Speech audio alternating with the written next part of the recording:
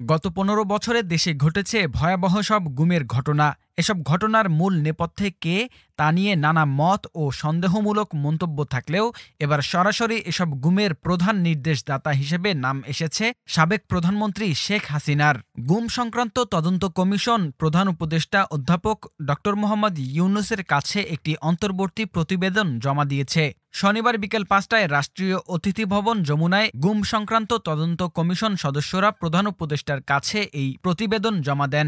Unfolding the truth শিরোনামে জমা দেওয়া রিপোর্টে কমিশন সদস্যরা এ পর্যন্ত প্রাপ্ত ১৬৭৬টি অভিযোগের মধ্যে ৭৫৮ জনের অভিযোগ যাচাই বাছাই করেন বলে জানান। গুমের ঘটনায় নির্দেশদাতা হিসেবে সাবেক প্রধানমন্ত্রী শেখ হাসিনার সম্পৃক্ততার প্রমাণ পেয়েছে কমিশন। এছাড়াও হাসিনা প্রশাসনের বেশ কয়েকজন ঊর্ধ্বতন কর্মকর্তারও সম্পৃক্ততা পাওয়া গেছে, যাদের মধ্যে রয়েছেন সাবেক প্রধানমন্ত্রী শেখ হাসিনার প্রতিরক্ষা বিষয়ক উপদেষ্টা major general Tariq Ahmed Siddique, national telecommunication monitoring সেন্টারের সাবেক মহাপরিচালক মেজর জেনারেল জিয়াউল আহসান এবং পুলিশ কর্মকর্তা মোহাম্মদ মনিরুল ইসলাম ও মোহাম্মদ হারুনুর রশিদ। গুমের শিকার ব্যক্তিদের বিচারিক প্রক্রিয়া শুরুসহ র্যাব বিলুপ্তির সুপারিশ করেছে কমিশন। কমিশন প্রধান মঈনুল ইসলাম চৌধুরী জানান, গুমের সাথে জড়িত কর্মকর্তারা কাজটি এমনভাবে করেছে যাতে এগুলো শনাক্ত করা কঠিন হয়ে যায়। বিভিন্ন ফোর্স নিজেদের মধ্যে ভিকটিম বিনিময় করেছে এবং পরিকল্পনা ভিন্ন ভিন্নভাবে বাস্তবায়ন করেছে। তিনি আরও জানান, গুমের শিকার অনেকে এখনও শঙ্কামুক্ত হতে পারছেন না।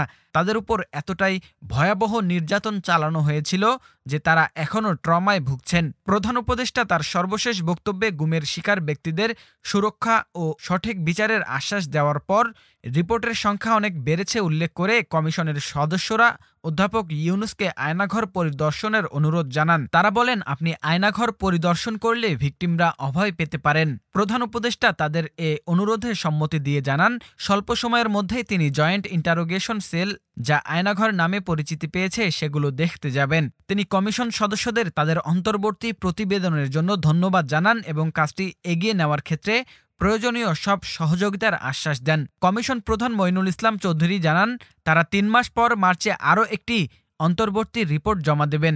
কাজটি শেষ করে চূড়ান্ত প্রতিবেদন দিতে কমপক্ষে আরও ১ বছর সময় প্রয়োজন বলে তিনি জানান। কমিশনের সদস্য হাইকোর্ট বিভাগের অবসরপ্রাপ্ত বিচারপতি মোহাম্মদ ফরিদ আহমেদ শিবলি, মানবাধিকার কর্মী নূর খান, ব্র্যাক বিশ্ববিদ্যালয়ের শিক্ষক নাবিলা ইদ্রিস ও মানবাধিকার কর্মী সাজ্জাদ হোসেন এ সময় উপস্থিত ছিলেন।